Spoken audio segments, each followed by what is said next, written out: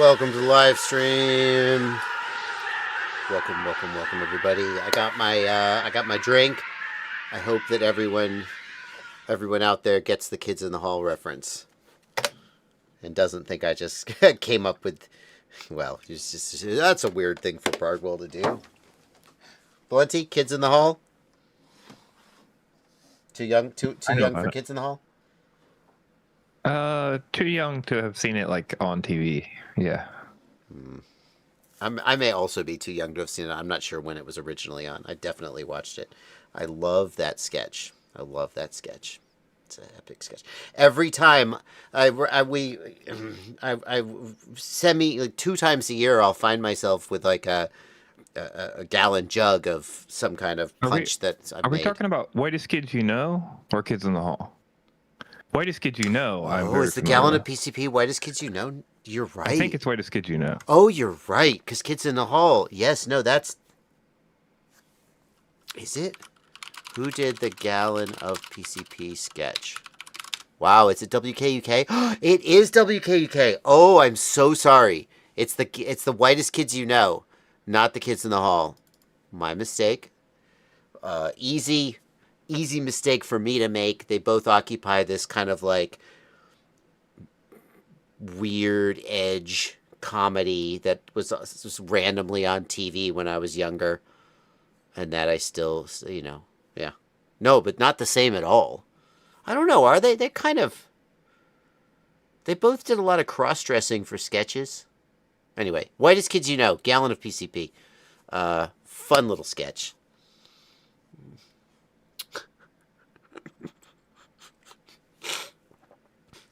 My favorite thing about the Whitest Kids You Know is that the Whitest Kids You Know YouTube channel is still active and reposts old sketches, but gives them a new title based on current events.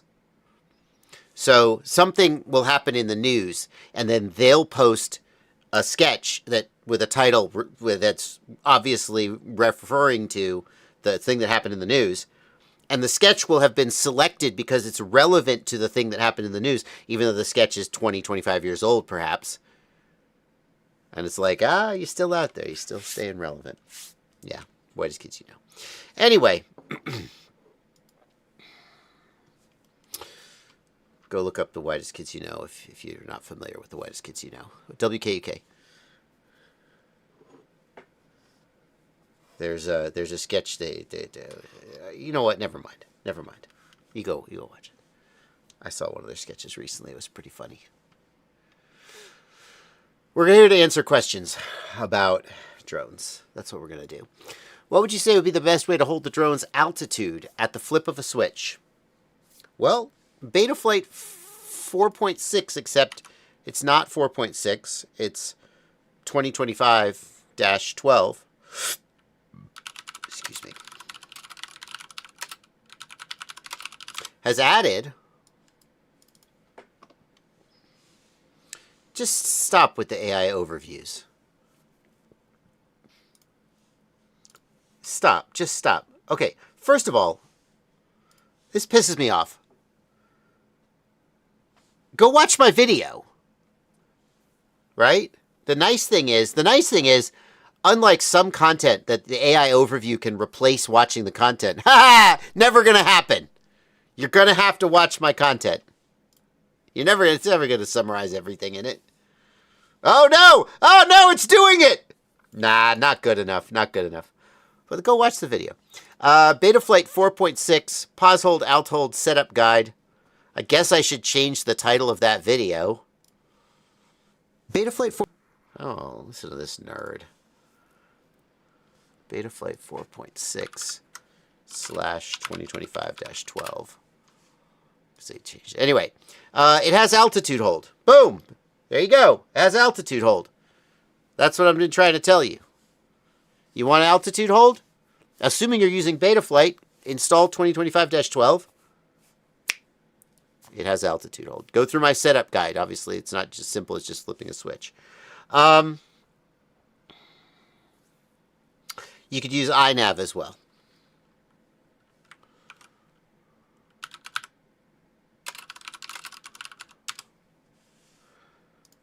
I'm going to switch. This is just a little side tip for you guys. You guys ever heard of this? Kogi search engine. Kagi. I heard about this from Cory Doctorow. I've watched a couple of... I've been on a Cory Doctorow kick lately. For if you're like, Bardwell keeps talking... Every live stream, he's mentioning Cory Doctorow. I've been on a Cory Doctorow kick lately. He mentioned this search engine. This is pretty cool because it's a paid search engine. Why would you pay for a search engine? Well, they have a page about that. And basically, there's no AI. There's no ads. I'm going to tell you something. This is a double tangent. I went to see Jason LaDagna, the card magician, card mechanic. He's the devil. He absolutely is. I cannot explain how he does. And I've studied as not as a practitioner, but just as an aficionado. I've studied sleight of hand, card magic, how to do all these different little moves and tricks. And yet I cannot explain, and why would I be able to? He's the best. How this guy does these things. He'll do a card trick where he will never touch the deck and he'll never look at the deck. He'll have the audience, shuffle, cut, etc. And yet at the end, the top card on the deck is the card you named. Somehow. He's amazing. I bought tickets to this show. Jason LaDagna, Atlanta tickets. I click on the link. I buy the tickets. The tickets are $150 each. I'm like, that's kind of expensive. I was going to take my wife. We'll have a night out. Oh, $150. Oh, well, it's a little expensive, but he doesn't come to town very often. I really want to see him live. I'm going to take my wife out for the night on the town. Fine. $300. I didn't buy them from the venue. I bought them from a third-party ticket marketplace by accident. And I am aware of this scam. I just was in a hurry and lazy, and I just clicked the first link and bought the tickets. I fell for it. These companies buy a sponsored link. So you search for Jason LaDagna tickets and they're at the top. And you're like, well, that must be it. And the tickets, when I got there, I got to the box office and I pick up the tickets. They're $55. I paid $95 extra per ticket for nothing because I got scammed by this stupid search result. And on top of that, I bought floor seats so we could be close. It's a small comedy club, and so there's floor seats up close so I could see him at the table instead of having to look at the projected screen. And the tickets I got were general seating, so I was in the back. I still had a great time. It was a great show. I loved it. But I was so mad at Google for scamming me. It should be illegal. It should be illegal. If I search for, that's just... Anyway. This website doesn't do that. Why pay for search? Well, if I had been using this website, I would have saved $200 on these stupid tickets that I got scammed for. And I would have gotten floor seats like I intended to buy. So, the interesting thing about this is it's fully customizable. It's got all these cool features. This is not intended to be a plug for it. It's got all these features where you can remove websites from your search results, deprioritize. You can say I don't want to see Pinterest at the top of my results, but show it by page 3, etc. But also it uses Google as its back end because Google will sell you access to their API. And so it's Google has a great search database. You just pay and we'll do it for you. I'm going to switch to Kogi so I don't have to deal with this AI bullshit. Anyway, we got another question about Betaflight and using Betaflight online versus installing it. Okay, I need to make a video about this on the main channel, but also this could be something on the Livestream Clips channel. Betaflight. People keep getting this question, and it's I guess people just aren't getting the word. People are going to Betaflight releases, and they're looking for the configurator. So first of all, the configurator has never been released here for Betaflight. We got to go to Betaflight configurator. There we go. That's what I want. Betaflight configurator. And they go to assets, and they're looking for the configurator. It's not there. There's no Windows installer. If we go back to 10.10.0, whatever. If we look under assets, stop. There's a Windows installer. Where did that go? That is gone. Betaflight is no longer a Windows app that you download and install. However, stop, don't freak out yet. What you do is you go to app.betaflight.com. It's a web app. But I don't like that it's a web app. I sometimes don't have internet access. It's okay. Up here in the upper right corner will appear an install button. Now for me it says open in app because I've already installed it. You go to app.betaflight.com, you hit install, and then there it is. It's just an app that's installed on your computer. Betaflight Configurator. Okay? It just doesn't have a Windows installer. You need to do this in a Chromium browser. Somebody was like, I'm doing it in Opera GX, and I don't even know if Opera GX is Chromium or if he had some other problem. But yeah, like I would use Chrome. I believe Edge is also a Chromium browser. I don't think this works if you're not in a Chromium browser. So like, I don't know, Safari. I don't know. Once it's installed as an app, you're good to go. That is how you do it now. So online versus offline doesn't matter. You got to be online to like Flash anyway because it downloads the firmware from the internet. But for just connections, it doesn't matter. Advantages and disadvantages of either method. Well, obviously, you should install it locally because sometimes you might not have internet access. That's what I do. Otherwise, it's identical.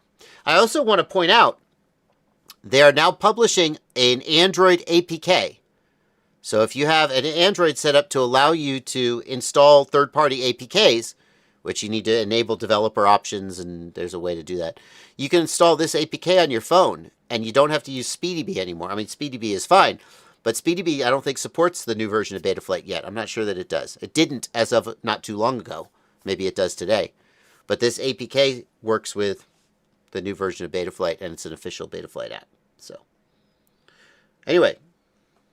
Does it matter if you use Windows or Linux? I don't think so. It's a progressive web app, whatever that means. I believe that means it's platform agnostic. You can install it on... If you try to run it on Android, though, the web page will load, but it won't connect to the serial connection, so that doesn't work. So I think you have to get the APK for Android. Anyway. Yeah, get the word out, because people are not getting the word about this. And they're like, I can't install a Betaflight configurator. What do I do? Where did it go? It's like, guys. Anyway.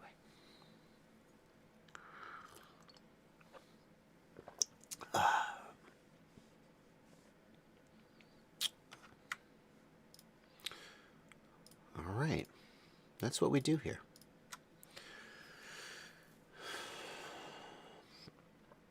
Super chat here from Asune Kotlaj. Thank you for a $5 super chat. I'm in the USA. How long do BetaFPV orders usually take? Sorry, cannot predict. Usually, it depends on way too many factors. It depends, like, if what you had was in stock.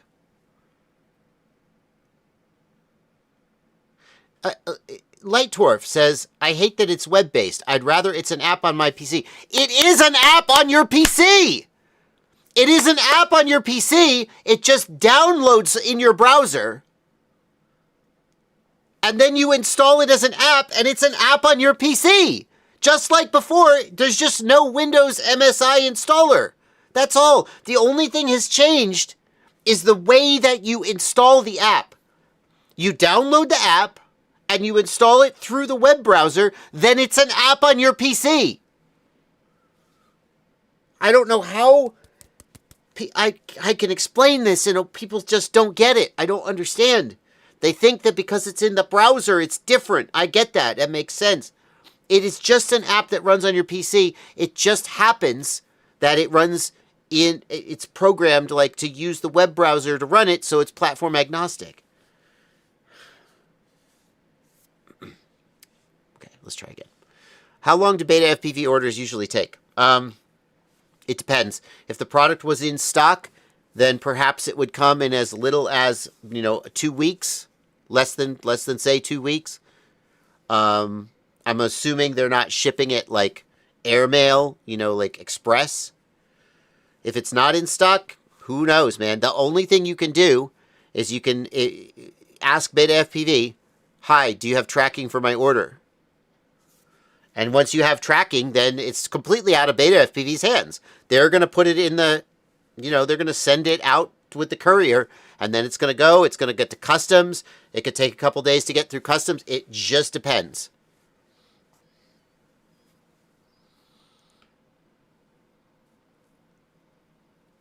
Yeah. So it could be as little as a week. It could be as many as a month. There are many factors at play, and only really BetaFPV is prepared to narrow that down for you. Hey, idiots in the chat. I'm sorry. Ooh, You're really wow. frustrating me right now. There are a lot of people in chat that keep repeating it's a PWA, not an installed program. We're not saying it's a program. We're saying it's an app. Guys, it's an app. Do you know when you download Discord to your Discord to your computer and you install Discord? Do you know what happens? An Electron framework gets installed as a program on your computer, and it opens a web app behind the program. There's no difference nowadays with many things. Okay, you can call it a PWA, you can call it not a program, you can say it's not installed locally, but it's doing the same shit. It's using Chromium to pull up a web app that's cached locally like a local program. It's the same thing. Yeah. I mean, a web page is a program. A web page runs JavaScript. JavaScript is code. Okay? The difference... You know what the old configurator was? It has HTML. It was a web app. It was a web app. It was a web app in an Electron framework. Yes. The only difference is the package that the app comes in. There is, functionally speaking, there is no difference between the Betaflight configurator running as a progressive web app and Betaflight configurator with a native sort of framework. You download it and it runs on your computer. I guess the difference is that you need a Chromium browser to run it, because some people may object to that, I suppose. Wow. Blunty. It doesn't annoy me to put information in the chat. It annoys me to repeat information over and over like you're right and the streamer needs to read it because they're so wrong. That's what's frustrating. And they were like correcting me. They were like correcting me. Just shut up. Yeah, watch the stream. No. Yeah. I get it. I know what a progressive web app is. If you are a person who's like, no, Bardwell, there is a substantive difference between a progressive web app and the way the Betaflight configurator was, which is a web app running in an Electron package or whatever it was. If there's a substantial difference there that I'm missing, tell me what it is. But other than you have to have a Chromium browser installed to download it, because does this app run on, Safari? Do progressive web apps run on non-Chromium browsers?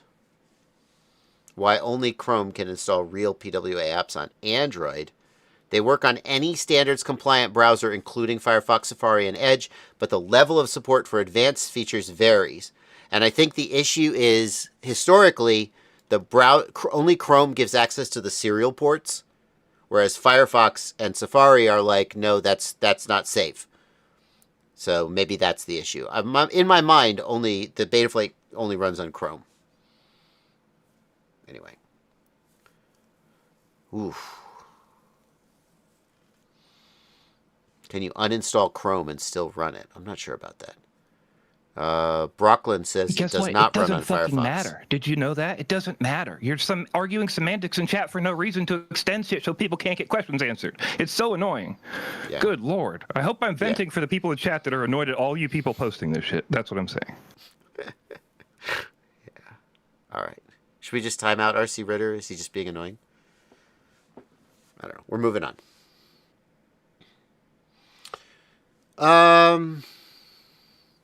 Let's see here. I've been looking into building and or buying an antenna tracker that I can connect to an HDVRX. Do you have any suggestions? J. Desi. No, J. Desi, I don't have suggestions for an antenna tracker. Thank you for your $5 super chat. I've never used an antenna tracker. I'm aware that there are a couple antenna trackers out there. I know that there are two general methods of building an antenna tracker. One where you get GPS telemetry from the drone and the antenna tracker tracks the drone's GPS position, and one where it uses RSSI with an antenna array to move and track. Most people, I think, doing this in real life use the one that relies on GPS telemetry from the drone. But other than that, no, I don't have a recommendation. I would just Google it, but like, I'm not going to waste your time on chat Googling it when you've also Googled it. So, yeah. Navneet, thank you for 80 rupees. Does the Eachine 800 have long range? 800, Eachine 800, EV800, you're talking about the Eachine EV800 goggles. If I change anti, I don't know what that means. Does it have long range if I change anti? I can't make that sentence make sense. I'm very sorry. You're welcome to try again.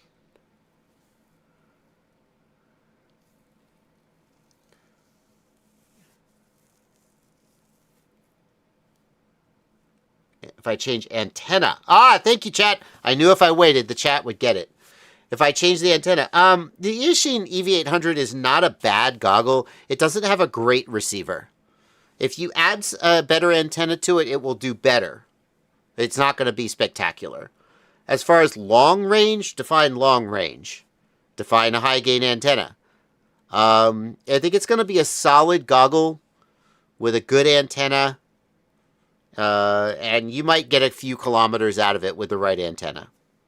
But it's not spectacular. Miguel T, thank you for a $10 super chat. I stopped FPV completely. Couldn't find places to fly without hate. I have a lot of drones and parts and batteries and goggles. What's the easiest way to sell or donate?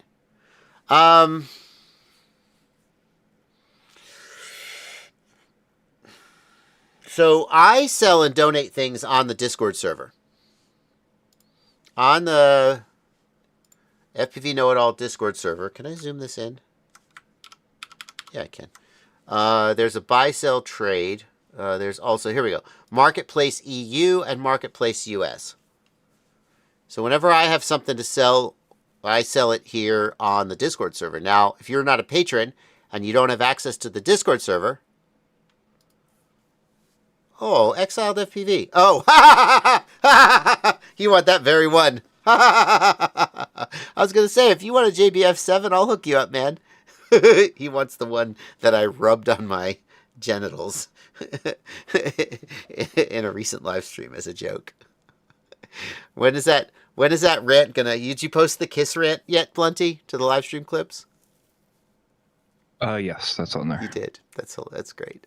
I didn't see it go up. Oh, yeah. So, there is a subreddit that I can't remember if this subreddit... I thought I heard that it went offline or something. FPV Market, 5 days ago. So there's a subreddit, FPV Market. 3 posts per day, max per user. Does it have a lot of posts? 9 days. It doesn't have a lot of posts. So if it doesn't have traffic, it may not really get you very far. But I like that it exists. Facebook Marketplace, you could try. Where's a good place to sell used FPV gear? There used to be a website that was pretty active, but I think it shut down.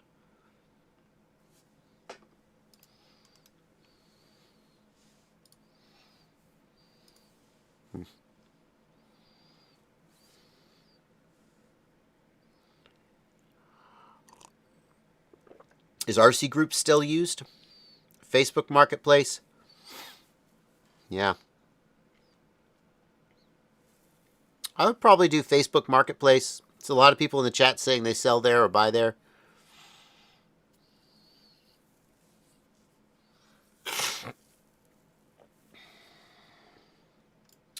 FC has a telemetry pin, but the ESC doesn't. What can I do? You get a new ESC. Sorry, not trying to be glib. If the ESC doesn't have a telemetry pin, it probably doesn't support telemetry. You need a different ESC. Do you really need ESC telemetry? Like, what do you actually want it for, though? Most of the things that ESC telemetry does, you don't need. There's another way of getting it. Battery voltage. Flight controller can measure battery voltage directly. Motor RPM. You can get that from bidirectional D-shot. ESC temperature. Who cares? Many ESCs don't even have a temperature sensor anyway. What else does ESC telemetry do? I'm trying to think. The only time I want ESC telemetry is when I'm building like a 12S aircraft and the flight controller doesn't support 12S voltage and I need to monitor voltage. So then I can get the voltage from the ESC telemetry and I don't need a separate voltage sensor.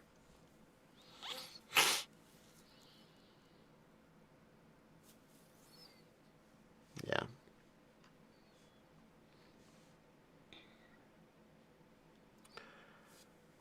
Is the Eachine 800D a good goggle to start with FPV? Oh, there's the question. If I added a long-range antenna, will it increase the range? There's the whole question. Yeah, Eachine EV800D for $100-ish is a really solid goggle for a first analog goggle. Very solid. At that, it's the best price. It's the best in that price range for sure. What drones are you enjoying the most right now? I'll tell you what I am enjoying the most right now. I just did...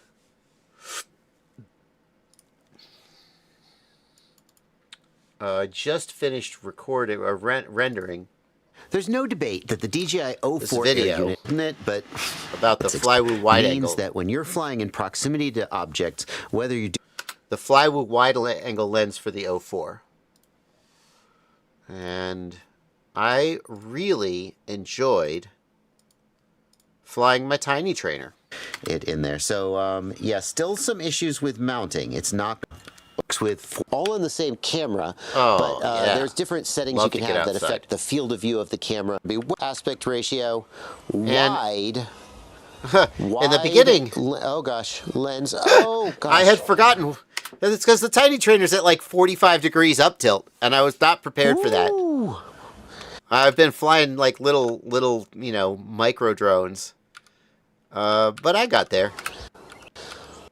That I can't see the apex Having ceiling. a good time. It's good. What's my battery at? 355. That's not where my battery should be. The tiny trainer is so fun to fly once you get used to the 45 degrees up tilt. No issues with visual so distortion or lens flare. A little bit of an issue with slapping the... Gosh, I can't see. Where did I get? It was when I put it in race mode. I wasn't quite sure. I think if it didn't have 9 and I lost the top and bottom of the screen. I put it in race mode, and once the control link latency or the video latency got lower, man. So the vertical field of view is different, which had a big effect on my ability to fly. Also, I had a few packs under my belt, just getting a little warmed up. I want to try one more thing. I got one more battery charge. Some of these tighter corners. I'm not doing like a ladder, but just trying to do some of these corners to have a feel for. It flies so good. How the I'm a very mediocre pilot, but the tiny trainer flies so good. Yeah, no, this is great. This is vast improvement.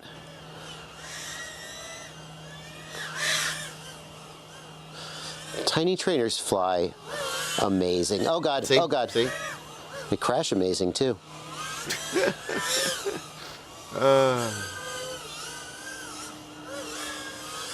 So I was trying to do these tight corners just trying to simulate something kind of like a ladder.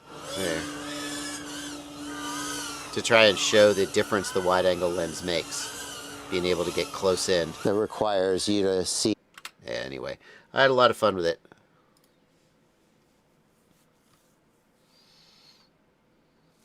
Yeah, the Tattoo R-Line 550 for the tiny trainer. That's what I was using. Very good.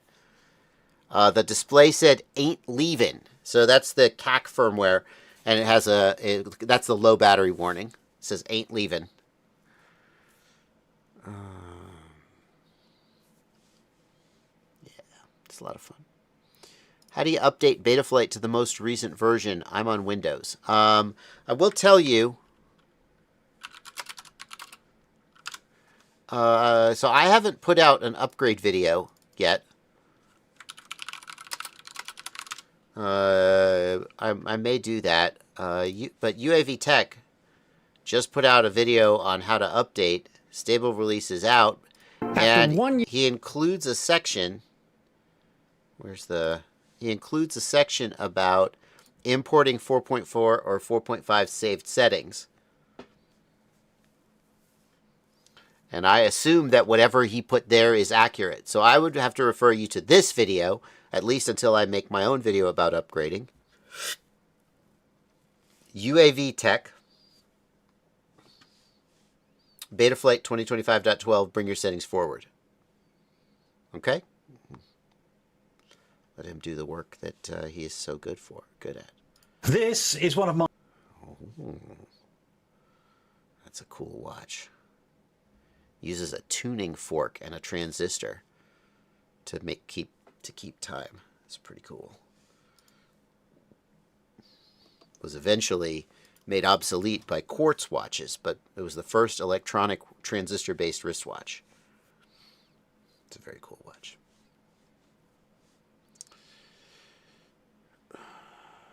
G2 or Integra for long-term use? Between the G2 and the Integra, I'd rather have the G2. It has adjustable focus, which matters because I have terrible eyes. The Integra, you have to use lens caps. It's not the end of the world. The G2 has removable antennas if you wanted to use external antennas, which I do. And the G2 does not have a built-in battery pack, which is maybe a plus or maybe a con.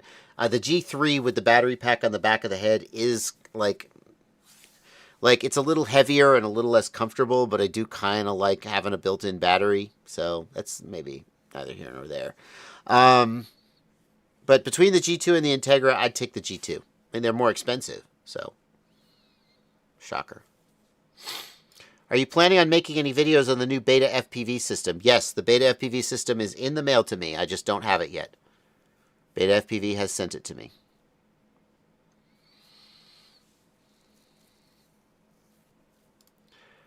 Can we get some good examples of analog monitors that are capable of DVR for around $100 that Bardwell would actually use? I have to tell you, I've been really screwed by using a monitor DVR in the past. So I'm always flying on goggles, but I have at sometimes in the past set up a monitor with DVR and intended to use that DVR to make a video. Like, for whatever reason, I didn't record in the goggles. I don't remember the details of why. But I was like, I'll just use the monitor. I think what I was doing was some kind of an antenna test where I knew that the goggles would lose signal. And so I had the monitor set up like as a backup. So when I lost signal in the goggles, I would still have some video. Something like that. And because I wasn't looking at the monitor in real time while I was flying, it didn't record and I didn't notice and it was useless. So unless you're flying off the monitor, I wouldn't rely on the DVR either because the DVR is not going to be any good. I would always use the thing that I am actually flying off of to record DVR. And I wouldn't fly off the monitor, number one, because monitors can be difficult, even if you have a high brightness monitor, 1,000 nits. So it's daylight brightness, which most of them aren't. Most of them get washed out in the sun and you can't see anyway. Even if you have a sunscreen, it can be annoying. You got to turn your body to shadow the monitor. It's all that kind of nonsense. Even if you have a high brightness monitor, it's still smaller, like looking down there or looking out here, as opposed to it just being slapped on your face. So I find monitors very disorienting to fly off of. I can do basic flying, but not like more precise flying. And monitors typically have terrible receivers. So you would want a module anyway, and you would want to come out of the module into the AV input on the monitor at least yada, yada, yada. I would use a monitor as a backup display. Like, sometimes if I am just watching people fly, or I'm commenting, or I'm teaching, I'll be on a monitor and they'll be on goggles, and I'll just be watching the feed in the monitor because, like, who really, I'm not flying, so it doesn't matter as much. But I wouldn't rely on a monitor for flight, and I wouldn't rely on a monitor for DVR. I think that they're generally poor quality receivers and poor quality DVRs, and so, like, it's just going to give you bad results, at which point, I guess, is a bad result better than nothing? Maybe. So, what monitors are there these days? I don't know. Somebody mentioned a SpeedyBee FPV monitor. Is that a thing?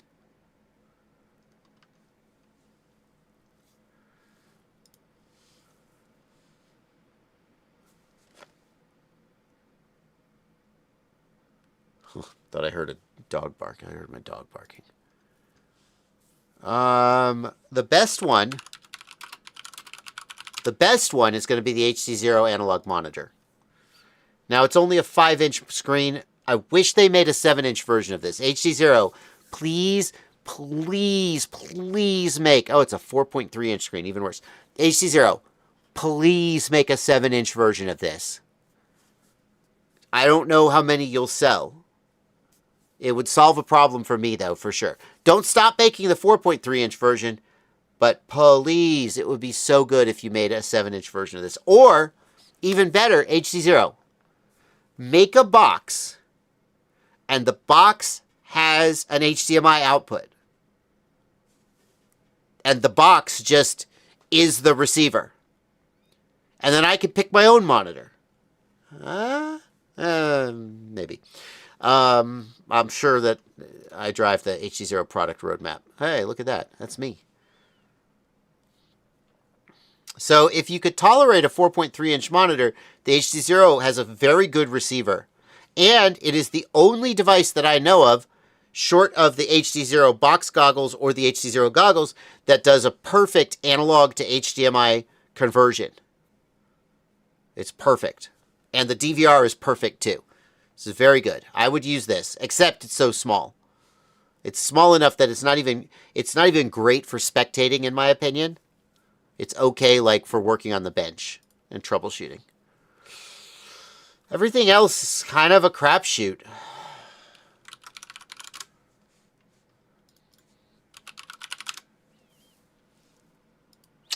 Like, what I would rather buy is, like, I just bought...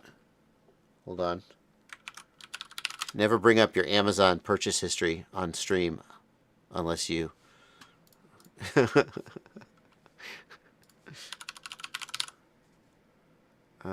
it's a Newer, actually. Hang on.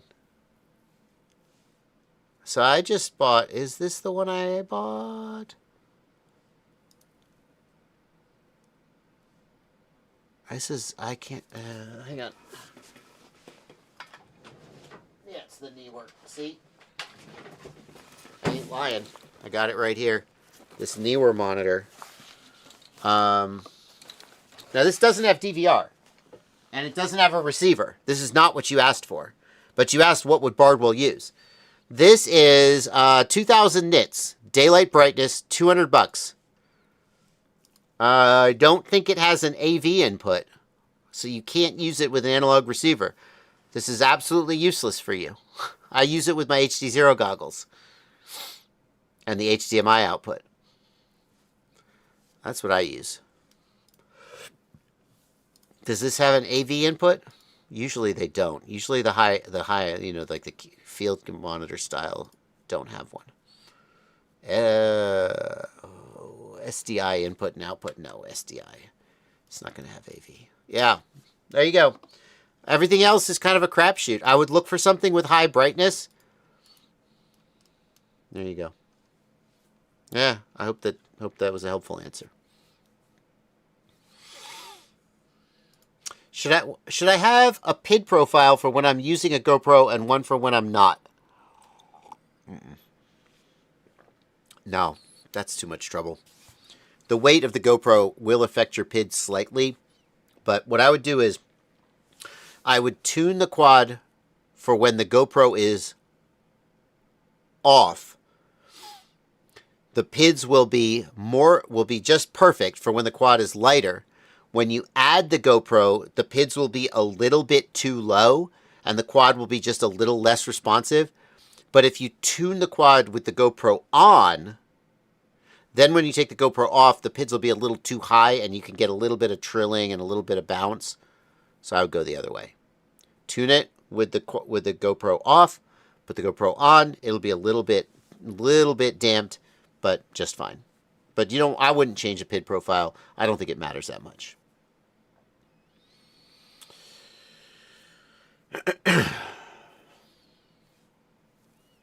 Thank you for a $2 super chat from Not a Person. What's the easiest upgrade on a quad? The simplest and easiest upgrade on a quad, and this is an upgrade that everyone should do, is the props. It costs you $4 for a set of props. Cue Bill Gates not knowing how much a banana costs. Are props still around $4 a set? Something like that. Costs you $4. You can, and the difference between like a 4.8 inch and a 5.2 inch prop, it's not night and day, but it's noticeable. So try low pitch props, try high pitch props. Just try it. Feel the difference in how the quad corners. Feel the difference in how much flight time you get. You go to a high pitch prop, you may be like, oh, this thing rips. But then you have a lot of problems with the PID tune, and maybe it corners really sharp, but your battery life is super short. You go to a 4.8 inch prop, and you're like, oh, it feels underpowered, but it's very smooth. This is so easy. It would be so cool for you to go and just buy 5 or 7 or maybe 10 different sets of props. Buy just 2 bags of each, okay? And then make a day of it. Grab a bunch of batteries. Put your normal props on. Fly them. Get 1 pack. Don't just have fun with it, but don't just fly. Think about, I'm going to do some sharp corners. I'm going to do some punch outs. I'm going to do some snappy Spang style moves. Really, figure it out. And then put the next set of props on and see how they're different. And you really change the way the quad flies. It's super not that expensive. You're going to fly anyway, and you may find a new set of props that you really love.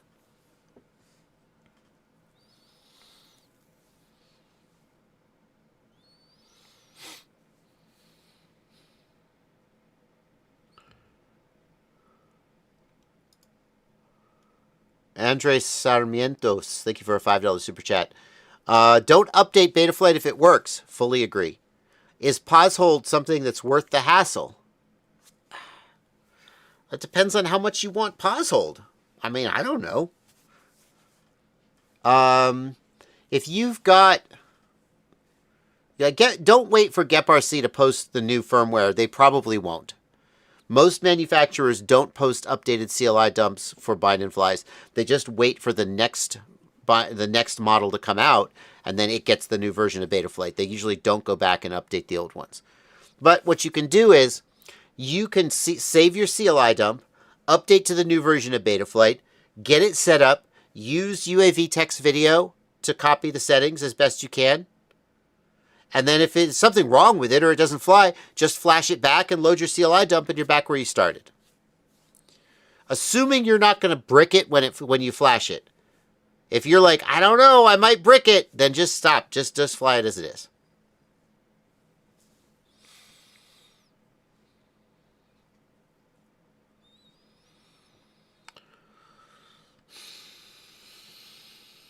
How about the Skyzone M5 with DVR, says Griffiths FPV. This is going back to the question about external monitors.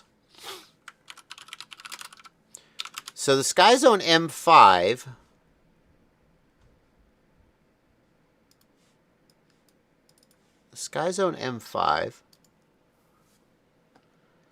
is a solid screen. It screwed me recently, and I said it's dead to me, and I don't remember what it did. I really like this screen. It was something to do with the DVR. Like, it said it was recording DVR, but then the files were corrupted. It was something like that. I don't remember exactly what it did, but I liked it over the HDZero screen for spectating because it has a built-in battery, whereas the HDZero screen takes an external battery, and so it was more convenient to just grab the Skyzone screen, even though it's inferior in terms of its performance and the DVR recording. I don't remember exactly what happened, but I put the SD card in, I recorded, and then like at the end, it said it was recording, and then all the files were like corrupted. I don't remember exactly. Something like that happened, and I was like, well, I'm never using this thing again. Not, you know, I'll still pull it out on the bench just to like see if I have video, but I'm not relying on it. But yeah, it's good, except for whatever it did that I didn't like, that made me kick it off the island. So maybe it's not that good.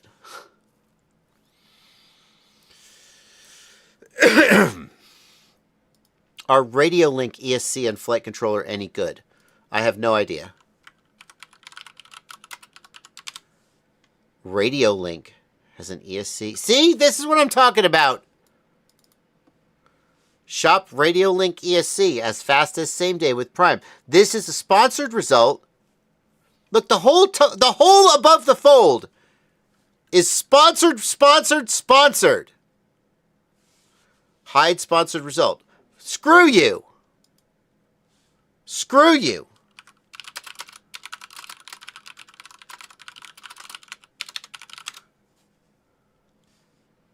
No, I want to do it all the time.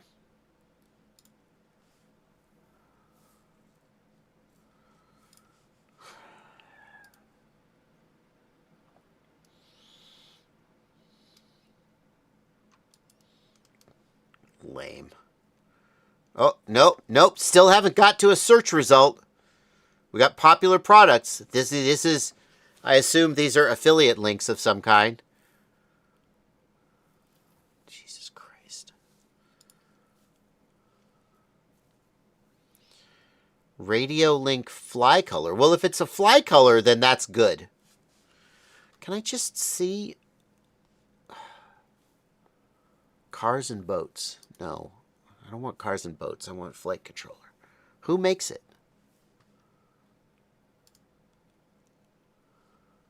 F405, F722. That looks promising. Racing Master. Betaflight and iNav. Yeah, okay.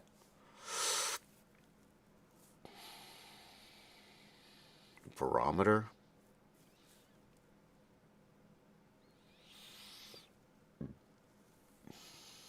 Oh, comprehensive automated software testing system.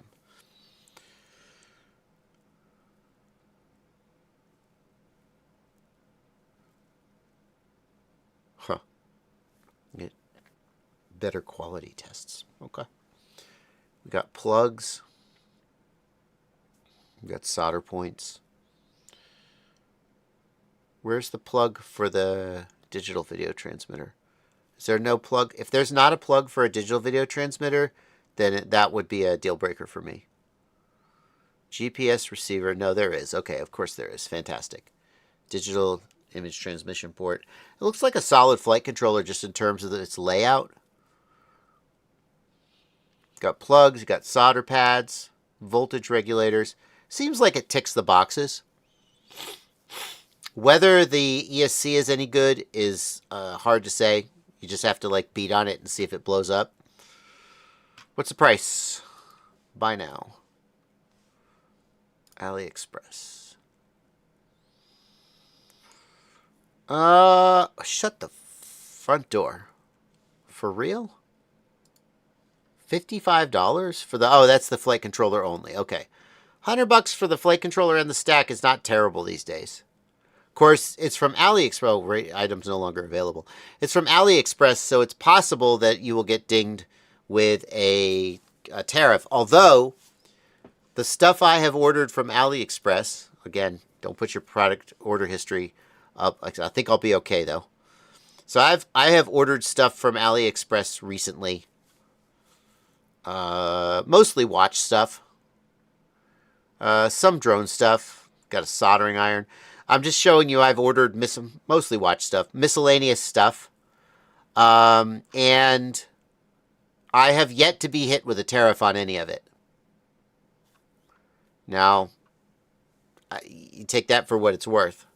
But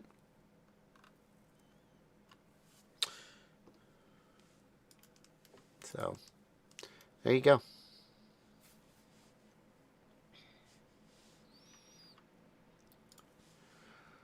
You were 46 when I found FPV. I'm 46 now.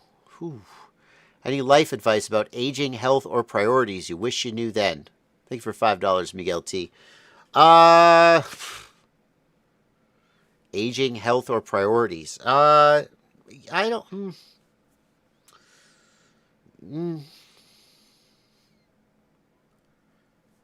If you get a splitting headache, if somewhere around the age of 45 you get a splitting headache one day, and after 3 or 4 days the headache still hasn't gone away, and you think, wow, this is a hell of a migraine. Don't wait 4 or 5 days before checking your blood pressure.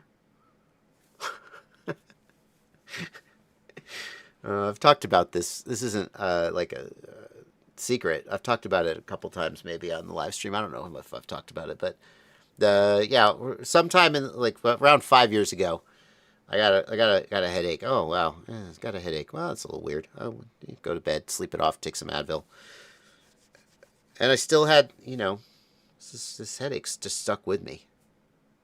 And I thought eventually, after 2 or 3 days, I was like, well, this must be a migraine. I don't really get migraines, but like I've had a migraine. What else could it be?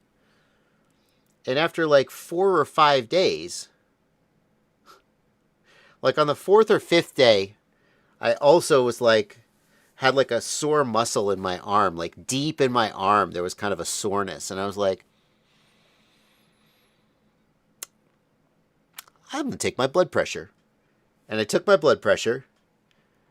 And I don't remember what the number was, but it was the highest number I'd ever seen. And I Googled, what is a dangerous blood pressure? And it said, if you have a blood pressure over this number, you are in hypertensive crisis. You need to go to the emergency room right now. And I was like, oh, I need to go to the emergency room right now. And so I did. And long story short, I was fine. I did not have a stroke. I did not have any heart attack or anything. I probably would have eventually. And got on medication, and now my blood pressure is well controlled, and et cetera, et cetera, et cetera. So my point is not, take care of yourself, eat good. I don't know. You're going to do what you're going to do, right? But I do think, wow, it's kind of weird. Maybe it shouldn't have taken me like 5 days to check my blood pressure when I had an unexplained weird headache.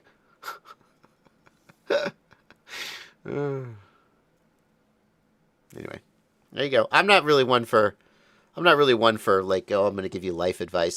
Sometimes I'll get in a mood for that, but nothing comes to mind. Freaked me the fuck out. I'll tell you what. It freaked me out. I had a couple friends. One of them is Aber the Ham, who is on the Discord server, and he is a doctor. And one of them is Kevin Turner, Evan Turner's father, who's also a general practice doctor. And it freaked me out, man. Tell you what. And, just having two people who I thought were medical professionals who would just sort of like be friendly with me and talk to me about it, just, and now in retrospect, nothing really came of it. And I take medication every day, and it doesn't really have a big effect on my life. My blood pressure's fine. And, but at the time, like, it was like, it freaked me out. I was like, what does this mean? Anyway. I have no idea what brought it on. I mean, I was 45, so eventually, you know, and I don't like. You could probably like. It's not like I'm out there running marathons, and you know, I'm probably not the peak of cardiovascular health, but like, whew, the blood pressure was high.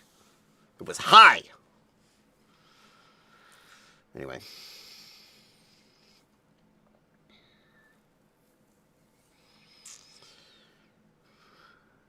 Yeah. Anyway. Yeah, just, you know, take care of yourself, I guess. Get checkups and pay attention to those weird symptoms. Here's what I would say. If I had to generalize that into life advice. The older you get, like when you're 20 years old and you get a weird headache, you're just like, ah, you just ignore shit and you walk it off. You drink water, whatever. And you probably are fine most of the time. Like, the statistics are in your favor when you're young, that some weird thing that your body is doing is temporary. Not everybody wins that bet, but the statistics are in your favor. The older you get, the less the statistics are in your favor, and eventually you reach a point where you're like, you heard the joke, you go to the doctor and you say, oh, my hip hurts.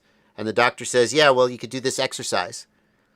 And you say, well, okay, the exercise, oh, it worked. My hip doesn't hurt anymore. So how long do I have to keep doing this? Forever. Now you're a person who has to do that exercise. You have to take that supplement. You have to take that medication every day. The older you get, the more often it's like that. So I would say, as you get older, take that shit seriously instead of just thinking you're a young person who's just going to walk it off. Because if I had that attitude, eventually I'm sure I would have had some kind of cardiac event that could have been much more serious. So, all right, enough about that. Buy it for life analog goggles. I have a VR03 now. Man, I can't, it's got to be the HDZero goggles, right? The HDZero V2 goggles. Yeah, that's got to be it. They're having a problem right now with their scroll wheel, but they're fixing them under warranty. I just can't think of a goggle that is more future-proof. It's got great performance. It's very flexible. Like that's the one it's going to be.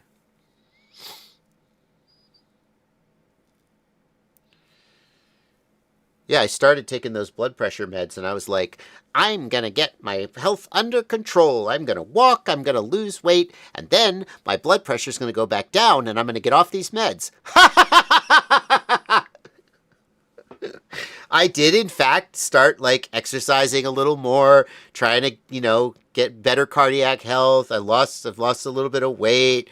My blood pressure is normal. I would say, if you're taking blood pressure meds every day and your blood pressure is 120/80, don't go off those frickin' meds. You cannot do it. I probably will be on them for the rest of my life. And I was like, oh, this is my new normal. Okay. What are you going to do? Would you mind doing me a favor real quick? Probably not. What's up? Somebody in the chat is convinced that you can brick flight controllers with STM chips on them, modern flight controllers. And I just want you to confirm for the chat that any modern flight controller with an STM chip has a bootloader mode and can be saved. Of course. Now, there's a way to brick it if you're using the STM32 programming utility. Okay? You can mess with the fuses. Ooh, I don't even entirely. Fuses are these options you can set inside the STM32. They're not physical fuses, but they're options you can set. And once you set them, they're set. So if you mess with the fuses, you can make it impossible to read the memory out of the chip if you wanted to distribute proprietary code, secret code that you didn't want your competitors to steal. You could burn the code into the program memory and then set the fuse that doesn't let people read the memory off. Oh, I don't know. Something. So there are things you can do with specialized programming tools that will permanently brick an STM32 chip. But if you're just using Betaflight Configurator, I don't think you can brick it. I'm not going to say it's never in the world somehow happened that it got bricked. Like sometimes Betaflight says, unlocking flight controller. The memory's locked. I'm unlocking it. It feels to me like that it might be messing with the fuses.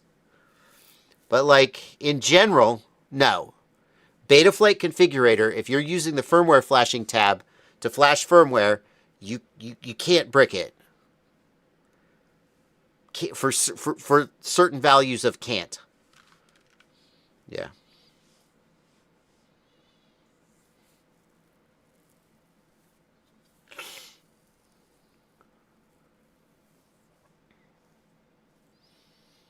I would comfortably say, if you came to me and you said, I flashed Betaflight and now my flight controller is bricked, even DFU mode can't get it back, I would say, I think something else happened. Somewhere in the world is someone who managed to figure out a way to brick a flight controller with Betaflight configurator, but it is so outside the norm as to be essentially not worth considering. That makes sense? Yep. Like I was talking to a guy just this week. He said, I flashed the new firmware, and now DFU mode doesn't work. And he said it happened on 2 flight controllers. And I had him, we checked his drivers. We checked, he disconnected everything from the flight controller, because I know sometimes the air unit will mess with DFU mode. Every time he plugs in, it says unrecognized device. And I ran out of things to suggest, and I was like, I don't know, man. I still think that he did not brick his flight controller by flashing it, because that is so inconceivable. I still think something else happened and we just can't figure out what it is. But that guy is going to tell everyone for the rest of his life that he bricked his flight controller by flashing it. And I can't really prove that he's wrong. See what I mean?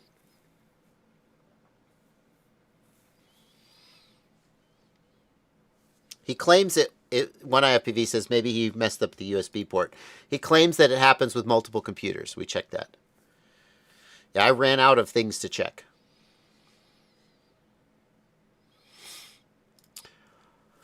Bitarmageddon says, I just built my first squad with ELRS. I'm coming from Crossfire, and I'm getting poor range. Micro failsafes at 1 kilometer, 350 feet altitude, line of sight, clear air, little interference.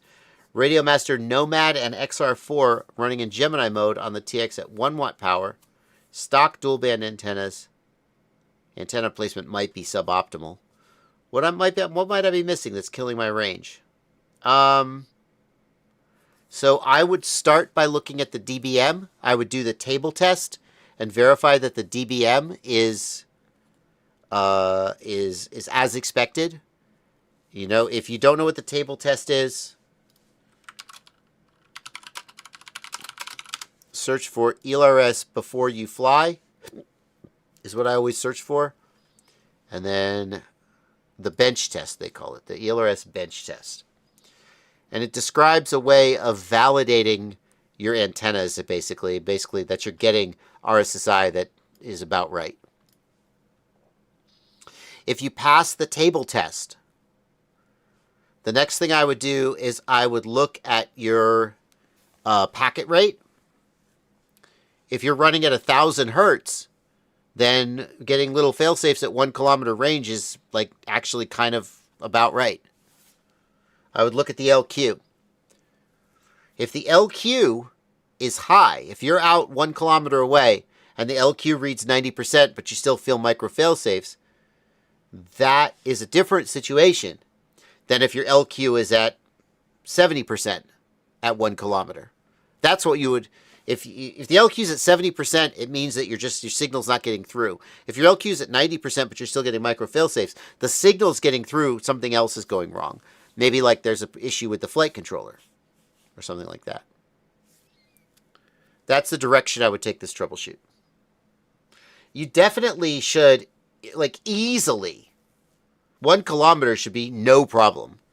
On my, like just normal freestyle drone where I have put no thought into optimizing range on a GX12 with a little stubby built-in antennas, easily 1.5 to 2 kilometers without even trying. Just standing on my front porch. Not that I would ever do that, because that would put the drone potentially out of visual line of sight. But hypothetically. Yeah, Blunty. Okay, XR4 running in Gemini mode. So that means it's in either it's in 2.4 or 900, right? And it's doing not dual band. It could be crossband. The crossband would be set in the packet rate. So Gemini can be used within the same band or crossband. Well, it's X150. What is that? Oh, what did he say? X150. That's going to be crossband 150 hertz. Yes. Okay. Interesting. So my thought is he's got two antennas. He's got one on the front and one on the back. Maybe that's part of the problem, because he's got 900 on the front and 2.4 on the back. I don't know. Let's double check. Let's double check the XR4. Is that the 4 antenna? No. So they're dual band antennas. So both receivers are dual band. So if he's got one on the front, one on the back, that's not it. Oh, right, because it's XR4. Right, yeah, right. Yeah.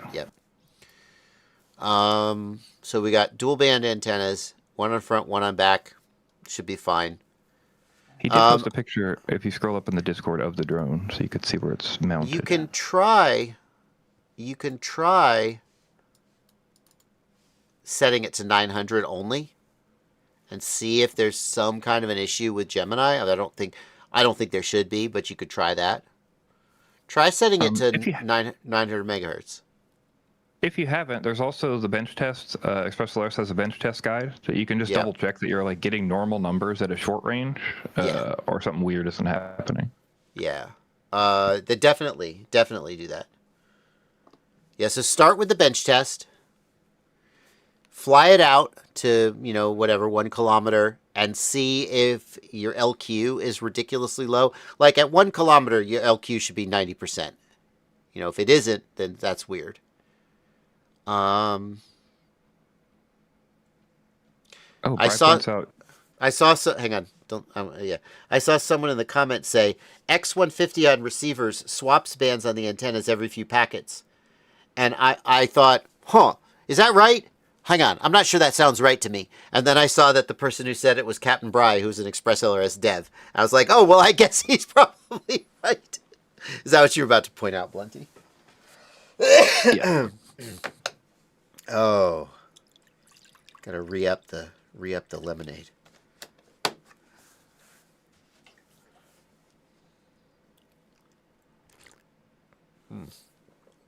Yeah.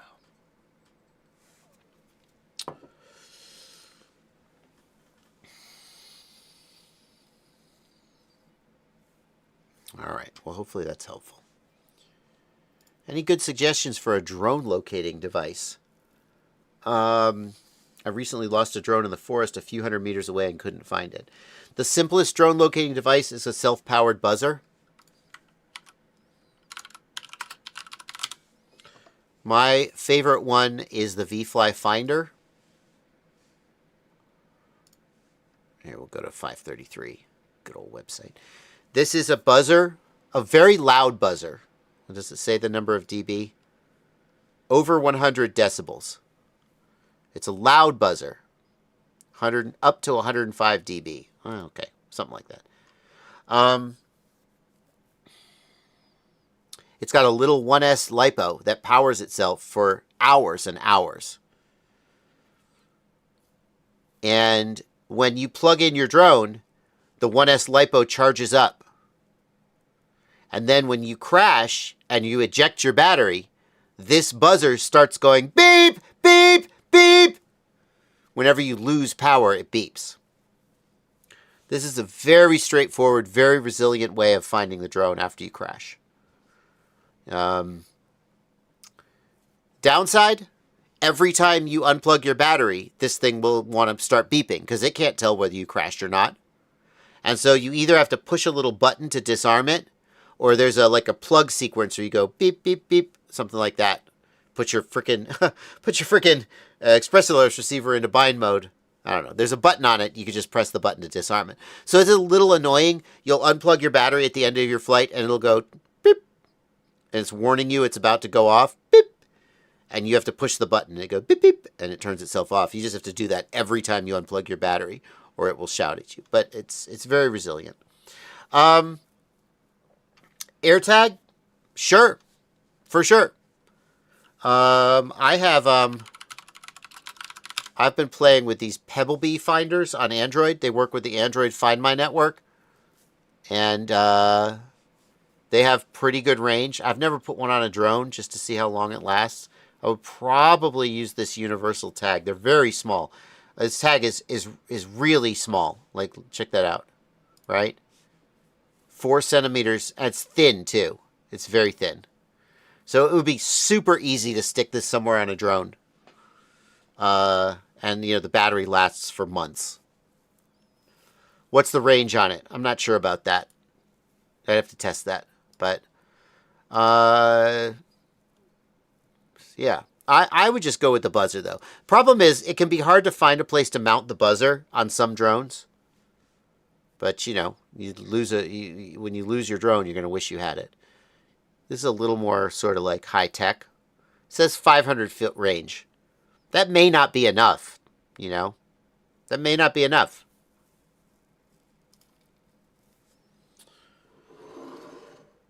Another thing you can do is, if you have a GPS on the drone, then you can either send GPS telemetry back to your handset, and the handset can record the telemetry to SD card, or sometimes you could set up a Lua script that shows the telemetry coordinates on screen, and it'll retain the last coordinates it received before it crashed.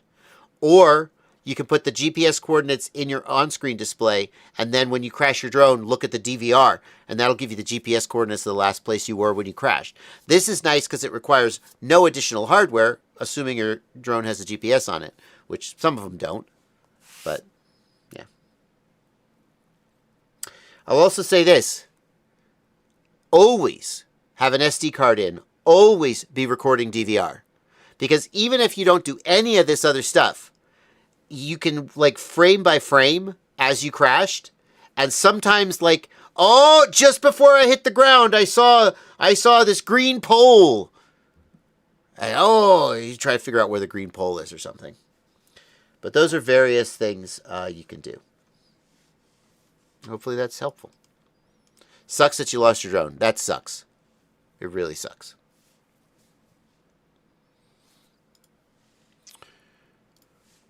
Griefus FPV Dronai. Thank you for a $5 super chat. 90% of what I learned about FPV was from you. My question is in the live stream chat. Oh. Okay. This is tricky because not everybody, it doesn't have the same username. I can't find the question.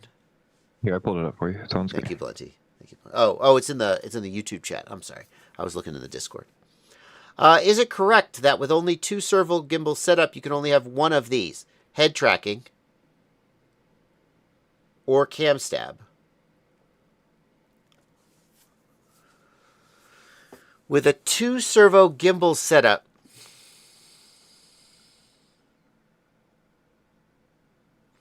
oh, I see.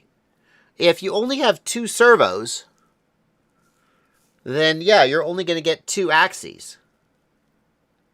You're either going to get yaw and tilt, or roll and tilt, or yaw and pitch, roll and pitch, or theoretically yaw and pitch, although I don't know why you would do that. Yeah, if you only have 2 servos, you're only going to get 2 axes of rotation. Right?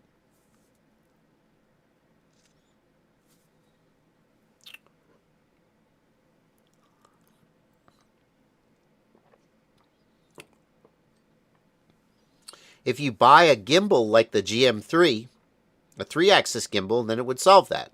Yeah, well, if you buy a 3-axis gimbal, then yes, then you'll get 3 gimbals, 3 servos. A lot of the 3-axis gimbals will, like, they'll have a mode where you're stabilized on the roll axis, and then you only control yaw and pitch. this can be a real problem depending on, you know, what you're expecting. I was working on an airplane once. The airplane had a 3-axis gimbal. Unbeknownst to me, the gimbal was set to auto-stabilize on the roll axis. You following me? So I tested the gimbal. Up, down, left, right, all good to go. I only had 2 axes. Up, down, left, right. I didn't know that the gimbal was also internally stabilizing the roll axis. So I launched the airplane. I put the goggles down. And I start to fly. I have no roll control. I put in roll. The airplane doesn't roll. Unbeknownst to me, the airplane is rolling. Just the gimbal is stabilizing the roll. I'm like, shit, are my ailerons screwed up? Why is the airplane turning? And fortunately, I figured out what was happening quickly enough to not crash the airplane. I was like, oh, I lifted up my goggles. The airplane's in like a bank in the goggles. The horizon's perfectly level. I'm like, oh, shit. And I brought it back line of sight and I landed it. So even if you only have 2 outputs from the flight controller, the gimbal may do stabilization on the 3rd axis. It's really up to you how you set it up. If you want 3 axes of control, you need a 3-axis gimbal. That's the bottom line. You don't necessarily need 3 servo outputs from the flight controller, though. It's better to just do something like an S-bus or Mavlink control of the gimbal. That way you don't have to dedicate 3 PWM channels to controlling the gimbal.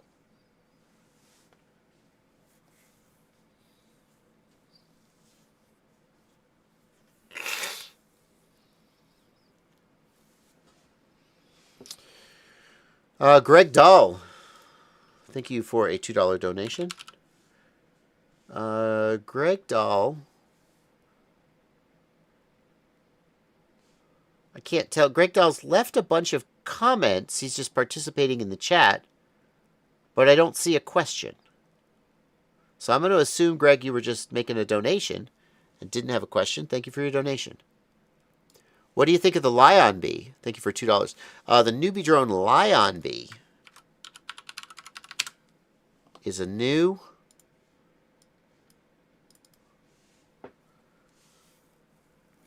18650 3-inch.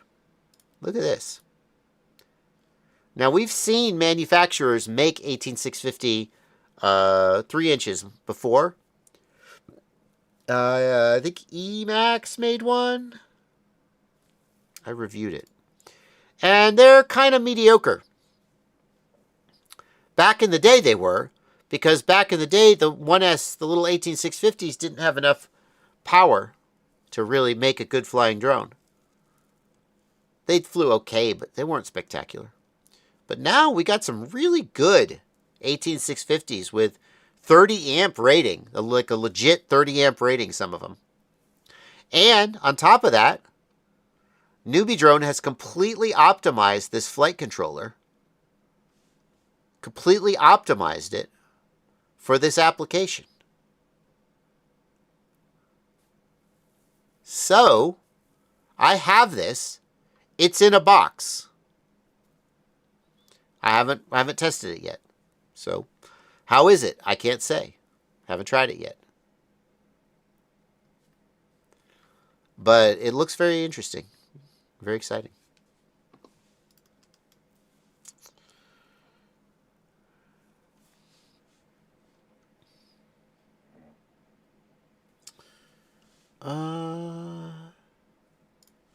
Here's a question that came back at the beginning of the stream. Kelvin says, test it. I'm going to test it! I just haven't gotten to it yet. If I want to wire a servo to my drone to operate a claw to pick up objects, what would be the best way to do that? Servo.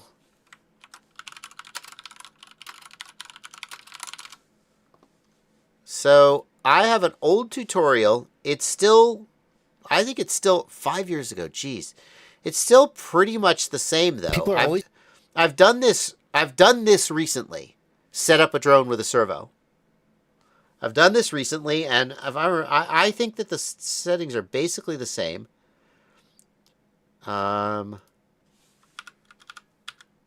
You enable servo tilt. Then you remap the resources. This is the tricky part. You remap the resources to create your servo output. And then you go to the servos tab and you tell Betaflight which aux channel you want to control the servo. And those are basically the steps, except in the new versions of Betaflight. By the way, this video is Betaflight servo setup controlled by aux channel. However, there is one more step, which is that in the newer versions of Betaflight, you also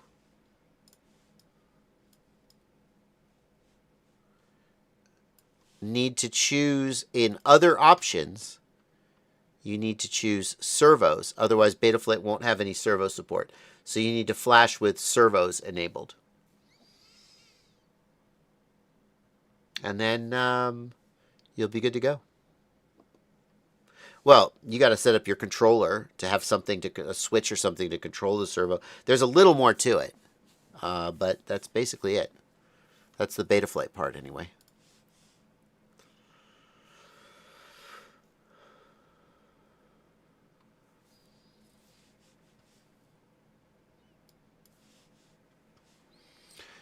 Matrix, thank you for a €10 super chat. I got a TX15 Max, and the ELRS module is flashing red. Radio chip not detected. Updated ELRS to different versions. Well, also EdgeTX. So EdgeTX is not the issue. Captain Bry, you here? Yeah. We've been working on it in the chat. Yeah. So I'll tell you, just for the clip and for what people need to know. Basically, radio chip cannot be detected for a few reasons. One, it can't actually detect the chips, right? And that could be for multiple reasons. The chips could have gone bad for some reason, but otherwise, it could be the wrong firmware. That's my first guess is you flashed the wrong firmware. Or apparently, if you flash forward on the 1121 chips and then you flash backwards, it can, to a certain version. Yeah, no. It can cause them to not see the chips anymore. 362, right? I think it's... Yeah, I believe maybe that's the case. Yeah, no, this is a good one. So Bry explained that if you go into the web UI and go to //LR1121.html, it will show you if it thinks it can see the chips, because it'll be broadcasting a web UI even with the flashing. Yeah. So which is the one where it updated? This is 360? I think it's 360. I suggested it was 360, I think, in the chat. Yeah, because 356 was safe. Yeah, so a little while back, I think it's 360, enabling LBT functionality for the new binary for the 1121 chip. So ExpressLRS 360 updates the firmware on your ESP32, which is the actual sort of ExpressLRS operating system, but it also updates the firmware on the 1121 radio chip that actually generates the radio signals. If you flash to 360 and then go back to a previous version, it won't. You also have to downgrade the firmware on the 1121, which you can do. There's a 6 instruction here, reverting to older firmware. It's 2 steps, though. You have to flash 2 things. And apparently, if you flash to 360 and then back to 356, you'll get this error if you don't also downgrade the 1121. In my opinion, like, I would just say, okay, I'm on 360. I would just go to 4.0 at that point, frankly. But that would break compatibility with 3.x. So I was going to say 4.0 changes binding, but at least you can still bind. Bryce says, just to know, some LR1121s are buggy as hell, and we had to extend the timeout so they would initialize in the latest 363. So just to know that. It sounds like there's some issues with some of the chips. Okay. Well, it's great to have Captain Bry on the stream anytime we have an ExpressLRS question, because nobody knows better than him. Well, there's probably some other ELRS devs who know better than him or as good, but nobody here knows better than him about ExpressLRS. We appreciate him being here for sure. For sure. Going to go make another donation to the ExpressLRS project. Yeah. Why doesn't ExpressLRS have a Patreon? I wonder. They have the, whatever it is, the webpage where you can donate to them. So I am a monthly supporter of Betaflight. I have been for years. I think, well, anyway, the amount doesn't matter. I'm not saying this to brag, but I'm saying this because years ago I thought, you know what? I wouldn't have a career if Betaflight didn't exist. That's just true. That's a fact. And sure, I give back a lot. I do. In terms of like supporting the project, helping people use the project. But I thought, you know, I also make money. And, you know, the Betaflight devs give their time and energy and knowledge, and they don't get money. I mean, the Betaflight project takes in money, but I don't think any of the devs take a salary for it or anything like that. I don't know. I don't think so. I thought, well, I give time and knowledge also, but also I get money. So I should give money. And I signed up to the Betaflight Patreon and have been just every month. I give them some money, and I just don't even think about it. I would do the same thing for Express LRS. I have supported Express LRS at various times in the past when something happens that made me go, oh yeah, I should donate. But I would just do it monthly. Well, could you set up a monthly? I bet you could do a monthly on there. This is all stupid because you could do a monthly. Obviously, you could do a monthly, right? Open Collective. I just didn't think about it being monthly because, I don't know, because it's not Patreon. Patreon, that's the beauty of Patreon. You have to do it monthly. You don't have that's just it. No, screw you. That's the beauty. That's like the killer feature. Like if you give me the option to do a one-time donation, I'll be like, yeah, I'm feeling generous today. Take my money. And then I'll not think about it again for 6 months or a year. Whereas, you know, maybe yeah, obviously you could do a recurring contribution. Okay, I should do that. I'm not going to do that here on stream, but yeah. Thank you, Captain Bry, for being here. Long story short. And I don't know what percent Open Collective takes, but Patreon takes a pretty big percent. What percent does Patreon take? Patreon takes a platform fee of 5 to 12%. Oh, that's not that bad. Plus additional payment processing fees, totaling around 12 to 15% for most creators. That's not that bad, honestly.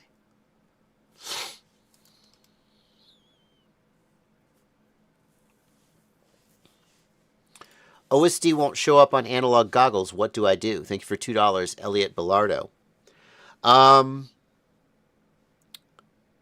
I would change the NTSC PAL setting. That's usually what causes this. So in the OSD tab, there's a setting here, Auto, PAL, NTSC. Auto doesn't always work. So change it to PAL, hit save and reboot, and then power cycle your whole drone. Unplug USB, unplug the battery. You probably shouldn't have the battery plugged in anyway, but maybe you had it plugged in so your video transmitter could work. Power the whole thing down, battery and USB, plug it back in, see if it fixed it. If not, come back, do NTSC, save and reboot, power the whole thing down. Plug. You got to power it down because the OSD chip, I think once it settles on NTSC or PAL, it doesn't, or maybe it's Betaflight. I think it only does it as power up. So you gotta power cycle it. Ask a couple questions relevant to this. Sure. One, does this still show up if you did not flash analog video? No. So analog OSD. If you flash, and in the build options, you choose none or digital or FreeSky, although I don't know why you would pick that. If you don't select analog, then you will not see NTSC or PAL here. So you may, if you don't see NTSC or PAL, you may need to reflash, save your CLI dump, reflash, reload your CLI dump, but you may need to, so you don't want to lose your config when you reflash, but you may need to reflash with the OSD protocol set to analog. What else you got? The other Blunty? thing, yeah, you may not have an OSD chip. I mean, there are some flight controllers that are made for digital only and don't have an OSD chip. That's interesting. I think that the people started making those right when like DJI first became a thing, and then I think it kind of went away, and people realized, I just put an OSD chip on there. But I suppose there are still some flight controllers out there that simply don't have analog OSD support at all. Yeah, you can know if you have one of those by looking for the OSD chip. So, so if I just look for the SpeedyBee F405,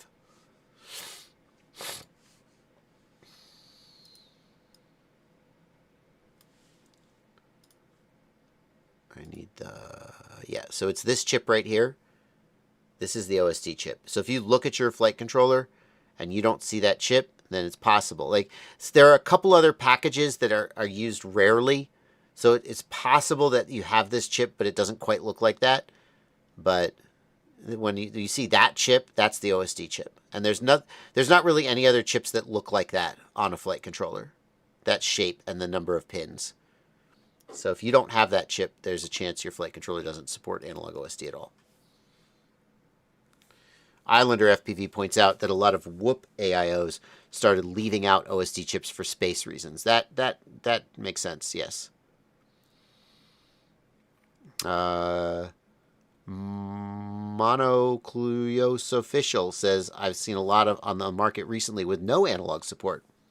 Okay. Well, I could be wrong about how prevalent that is. The T-Motor F7 HD, that's one of them. The T-Motor F7 HD doesn't have an analog chip. 100%.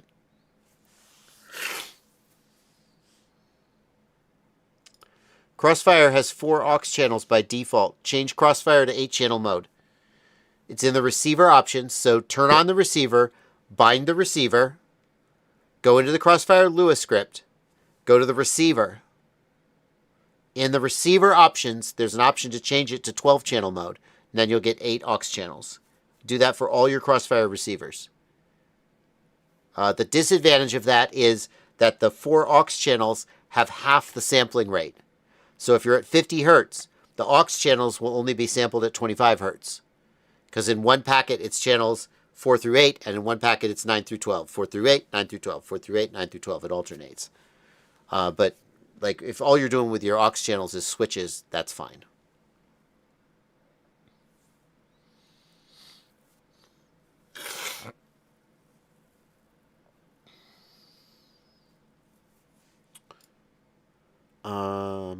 Should I set up my compass on my 5-inch? I mean, if you have a compass, sure, set it up. Just see if you can get clean compass readings out of a 5-inch, which some 5-inches will and some you won't be able to do it.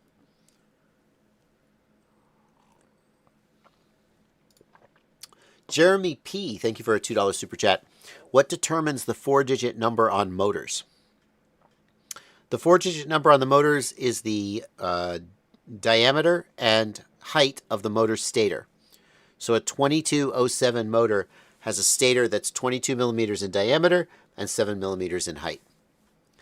That is not the same as the dimensions of the motor bell or rotor, just the stator inside the bell.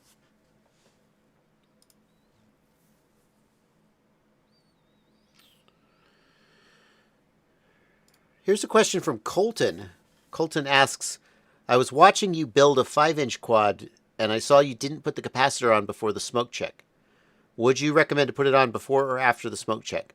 The only reason I did that way in my 5-inch beginner build, I don't remember why. No, I would normally put the capacitor on. I think that I just hadn't figured out where I was going to put the capacitor yet, and I wanted to smoke check it. But no, I would put the capacitor on. Like, you shouldn't need the capacitor to smoke check. Like, just beeping the motors during a smoke check should not cause them to fry. But in general, no, you should put the capacitor on first. There's not like a reason I left the capacitor off. I just happened to not do it that day because I think I hadn't figured out where to put it yet.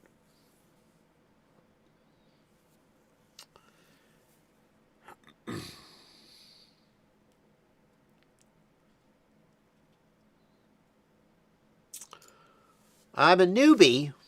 And I ordered my first drone, the Vision 40, from Rotor Riot over 2 weeks ago, but it's lost in Texas. That sucks. What's a good DJI option for a newbie to get in hand quickly? My patience is wearing very thin. That sucks. I do want to say, you know, presumably Rotor Riot shipped it with UPS or FedEx or USPS, and it's not like their fault it got lost. People sometimes blame stores for shipping issues, and it's like most stores these days will let you buy shipping insurance, and I never buy the shipping insurance. Shit usually gets to me, but sometimes it doesn't, and I eat it. You know, if the store doesn't offer you the option to buy shipping insurance, then you could probably make an argument. Well, should the store make it good if it didn't get to me? I know some stores will, like if you have a lost package, they'll sometimes decide to reship, no charge, and they'll just eat it. Not every store can make that decision. It's nice when they do. I'm really happy that a lot of the stores have started offering shipping insurance. The shipping insurance is usually like $2 or $3. It's not that much. And I don't know. It depends on how much your order is. It's not that expensive, though. And then, like, there's no question. Either you bought the shipping insurance or you didn't. If you bought it, then the shipping insurance takes care of it. If you didn't, then that's on you. But it sucks. I have a problem. UPS consistently cannot deliver packages to my address. My address is J.S. Davis Lane. Ooh, Bardwell just doxed himself on stream. Calm down. Now the assassins will know where to find me. It's J.S. Davis Lane. It stands for John Sevier Davis. I think he's the original governor of Tennessee or something. But John Sevier Davis is a common name in Tennessee. Not for people, but for streets and things. And the problem is that UPS interprets the address as Apartment J, South Davis Lane. And then that address doesn't exist. And then what they usually do is they go to Davis Lane, which does exist. And my zip code is 37932, and Davis Lane is 37923. So they just assumed that I meant to send it to Davis Lane, and they go to Davis Lane, and they find a random house at the end of Davis Lane, which, by the way, doesn't go up to 1460. But they just drive down Davis Lane looking for 1460, and they get to the end of Davis Lane, and they just go, I guess it's this one, and they just leave it on a dude's porch. And in fact, they leave it near this one guy's mailbox so often, he started just, I ran into him randomly while retrieving a package, and I told him the story, and gave him my phone number, and like 2 or 3 times a year, he'll message me and be like, hey, I got a package for you. UPS missed it. So UPS, only one that does this. And they will not stop. And it's like, UPS, it's Davis, it's not Davis Lane, and it's the wrong zip code. Like, do what you got to do, but stop misdelivering my packages. So I feel you, is my point.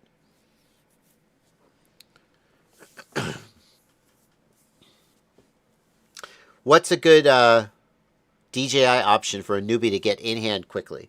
If you want it to be in hand quickly, then it's got to be in stock, right? Drone bundles? I don't want a bundle. I just want a drone.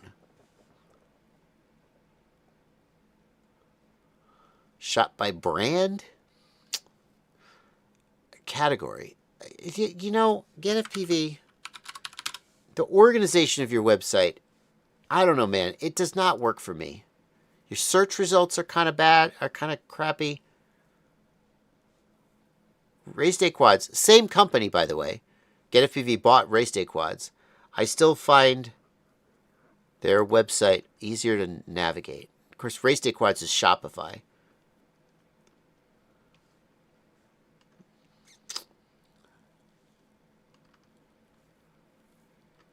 Can we search by in stock? No, could be better. In stock. Oh, okay. So buy the iFlight Nazgul XL5 with no receiver and add your own receiver. Add your own Express LRS receiver. Axis Flying Manta. Oh, Axis Flying Manta in stock. Bingo! Is this DJI? Oh, I'm sorry. Back up. That's analog. The Nazgul is analog. Scrap that. Axis Flying Manta 5 SE. DJI 04 and GPS. Express LRS receiver in stock. Boom. Go buy that. You'll have it in 3 days. Roughly. Can I not... See, why can I not just filter by in stock? Like, the fuck? Right? Why can I not filter by in stock? Make it make sense. Obviously, I want to filter by in stock. Make it make sense. It's such a basic feature of a website. Yeah, there you go.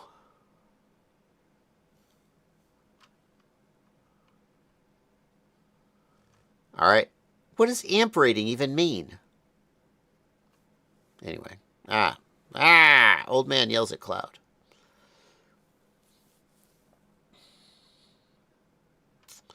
That would be my choice. I don't see a lot of other 5 inches. You wanted a micro, though, didn't you? You wanted a small one. Hang on. Because you were trying to buy a micro. Okay. So, if you're trying to buy a micro, I give you a 5-inch.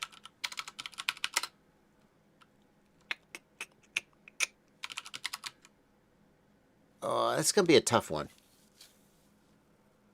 Flylens 75, no FPV system. Flylens 85, DJI 04 frame kit. HD04. Here you go.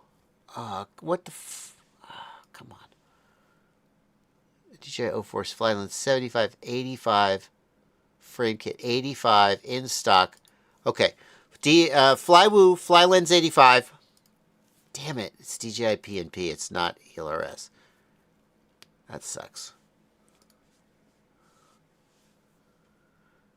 DJI 04 2S. That's the one I'm currently looking at. Whoop frame. Choose your version. Flylens 75. Are they going to sell... That's the frame kit only. Crap. DJI 04 frame kit. DJI 04... Are they going to sell? There you go. Flywoo Flylens 75, DJI 04, Express LRS in stock. I'd rather do the 85, but that's a start. That's pretty close to the Vision 40 you tried to buy. It might even use the same batteries. I'm not sure about that. Anyway, there you go. Hopefully it gets you in the right ballpark of correct.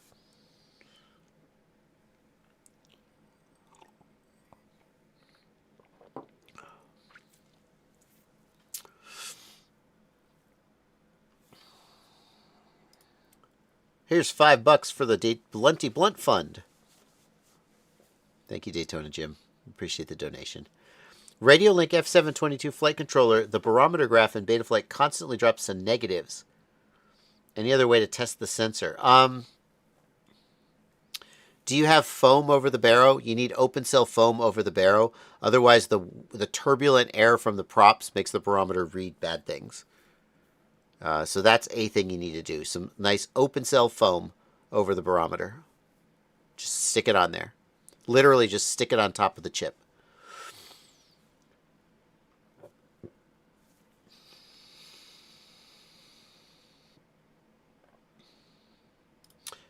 Does analog in the DJI Goggle 2 have any advantages over the 04X Pro? Yes. Analog in the HDZero goggles is much cleaner, and the DVR is vastly superior. The DVR in the Goggles 2 records in real time, and it records audio either from the drone or from the goggles. The goggles have a microphone in them, which is what I like to use. The HDZero goggles don't have diversity, so you will always have to make sure that your antenna is pointed at the drone. You will not have the ability to like fly to the side and diversity hop to a second antenna. To me, that's a fine trade-off. I do that anyway. I just turn my head so the patch antenna is facing the drone. But some people would say that the diversity on the Skyzones is worth having. The main disadvantage of the HDZero is the price. They're also a little bit bigger, although not that much bigger. But they're significantly more expensive. But you didn't ask which was the cheapest. You asked which was the best. I think that the analog, to me, as soon as you have diversity flashes from switching, and then they try to fix that with the fusion or the mix modes, and they have their own problems. And honestly, ever since I started flying analog with the HDZero V2 goggles, I'm like, fuck diversity. I don't want diversity. I will just turn my head to face the drone, and I'm fine with it. And the signal is so stable, and when it gets weak, it just gets weak and gets snowy. Okay. It's like one of the few times in my life where going backwards in terms of technology is like, I'm like, yes, I want this. Usually I'm all about, like, give me some new fancy technology. Yes, upgrade me. Upgrade me, baby. But the HDZero goggles, too. Diversity was a scam this whole time. Oh, my God. Oh, you know what this is making me think of? I'm going to see if I can find... I bet I can't find this video. I found it. Ha ha ha ha ha ha. Look at this old video. Folks, look what came in the mail yesterday. This is the, well, I've heard it called the Hobby King Overlord. Overlord. Maybe that was just an internal name during development, because when I got it, it's not labeled Overlord anywhere on it. It's labeled the 5.8 gigahertz 40 channel 6 antenna racing edition diversity receiver. And this is a 6-way diversity receiver. And I'm going to tell you why that's so freaking cool. But first, I just want to tell you, I'm so excited to see this. This is, I work in RF. I do stuff. Yada, yada, yada.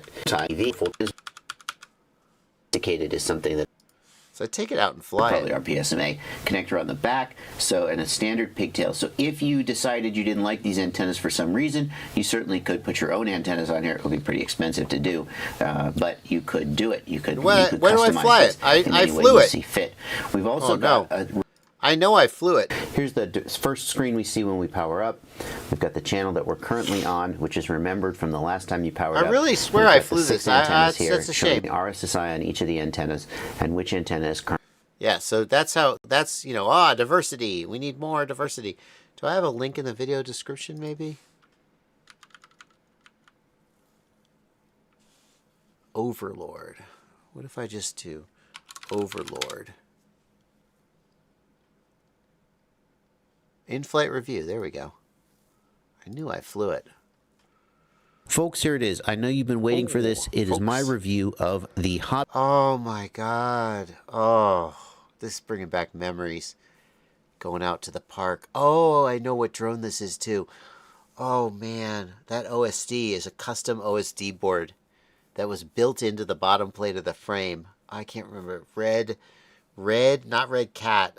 It was Red something. It was the first company to ever send me a sponsored product. Hobby King Overlord 6-way diversity racing receiver. Look at me racing. Way too long. I'm just going to call it the Overlord. That's what everybody else is calling it too. I have been flying with this for the last couple weeks, and I feel like I've got enough of a sense of it to give it a general review. But I have not done the rigorous head-to-head testing. Look how that bad. I did with my Fat Shark diversity module shootout. I am going to do that. You are going to see that on my channel before the end of December for sure. But for now, here is a general review. And if you want to review ground station, one of them isn't. It's curious from a certain purpose. Do that of answering you the band or up your copter. Now, granted, you can do the same thing with blew that turnout. Scanner, oh no, am I finishing? Or just by scanning through channels with your receiver and seeing if any power. At least not as far. TrueD V1.0 at least, which is that there isn't an easy way to set up a favorite channel of that. In this example, I did a big punch out, just a big tall punch out, and then at the top I flipped over inverted. And when I flipped over inverted, I completely lost video. just completely.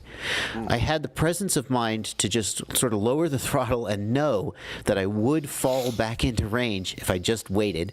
And as soon as the video came back, I flipped back over again and I flew out of it.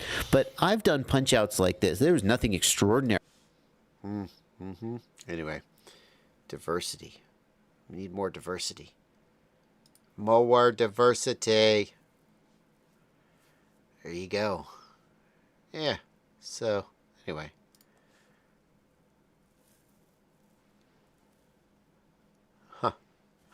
Anyway. HDZero goggles. That's my choice.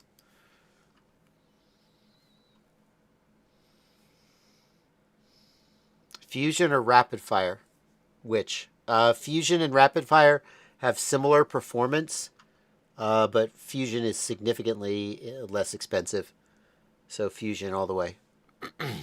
Also, I know for a fact that Fusion comes with Express LRS backpack built in, and I think that rapidFIRE doesn't. Or at least I know it didn't. So that is potentially another mark in Fusion's favor, although I'm not 100% sure about that.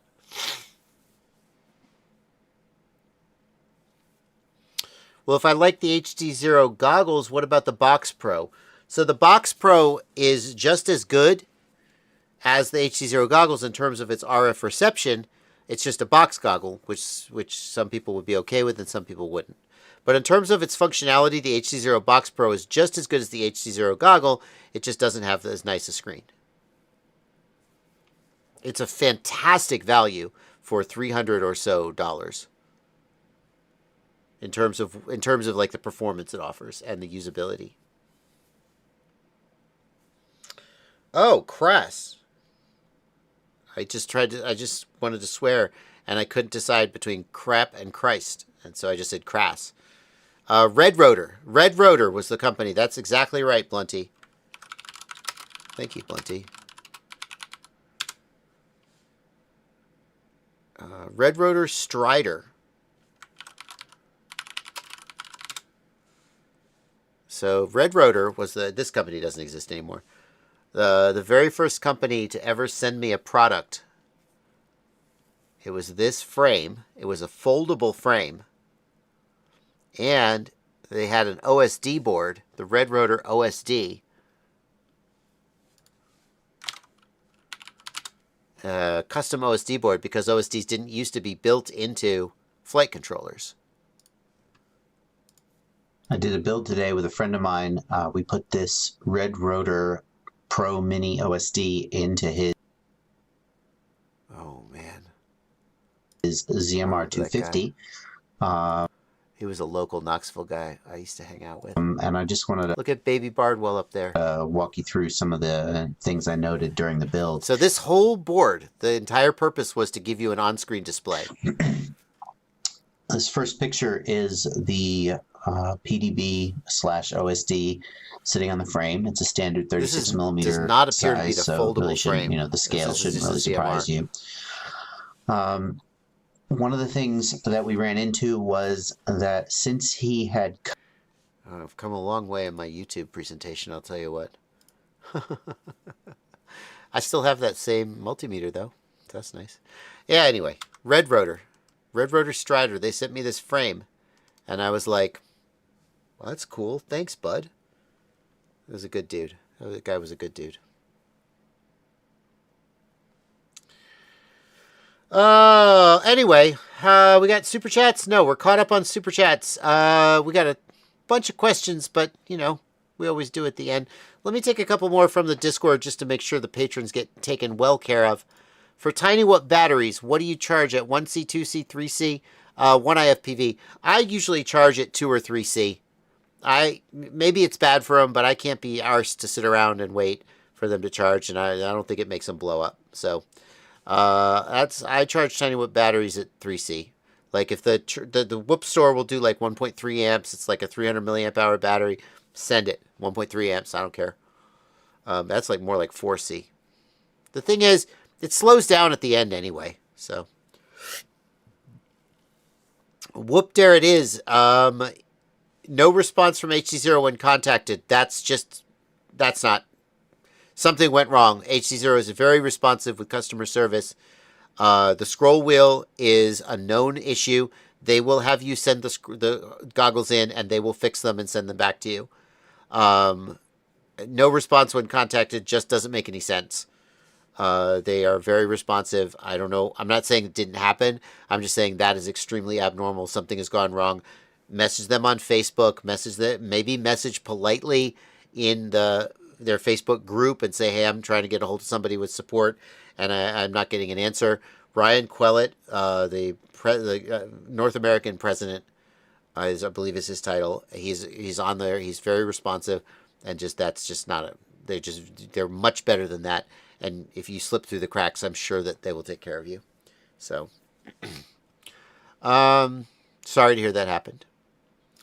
Griefus FPV wants to know, is it correct? Oh, we got that one. What's your favorite race gates for a good price for mini whoops? I like the PVC gates used by RaceGow. It's 2 foot, it's 24-inch lengths of PVC with connectors. They're kind of small, but that makes you a better racer.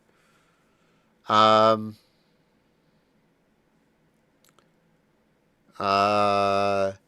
far as folding gates, I like We Bleed FPV. We Bleed FPV has some great gates. Always look for an opportunity to plug them. We Bleed Shop. Where are the gates? Where are the gates? Gates and accessories. We Bleed FPV. These are the DIY ones. I don't want the DIY ones. I want the UIY ones.